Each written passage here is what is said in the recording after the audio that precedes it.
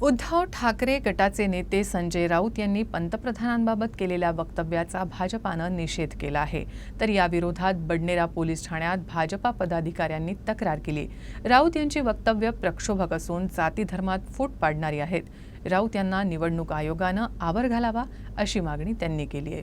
भारतीय जनता पार्टीचा पदाधिकारी कार्यकर्ते एकवटलेले आहेत। त्याचं एक कारण आज संजय राऊत यांनी तर मी घरी फोटो भी निकालना है।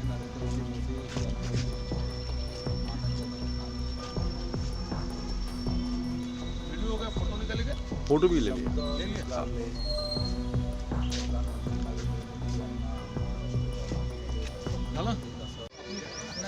मतांसाठी लांगुल चालन करण्याची ज्यांना सवय पडली आणि औरंगजेबाच्या कबरीवर फुलं चढवणाऱ्यांसोबत ज्यांनी हात मिळवणी केलेली आहे, ज्यांना डास चावल्यावर खाजवण्याची ताकद ज्यांच्यामध्ये नाही, ते आता जीवे मारण्याची भाषा बोलत आहेत। संजय राजाराम राऊत आणि त्यांचे करता धरता उद्धव बाळासाहेब ठाकरे यांची अत्यंत नीच प्रवृत्ती आणि अत्यंत खालच्या दर्जाची कोती मानसिकता शिवसेना प्रमुख हिंदू हृदय सम्राट बाळासाहेब ठाकरे यांच्या नावाला आणि स्मृतीला लांछन लावण्याचा प्रकार संजय राऊत आणि उद्धव ठाकरे यांनी सध्या चालवलेला आहे।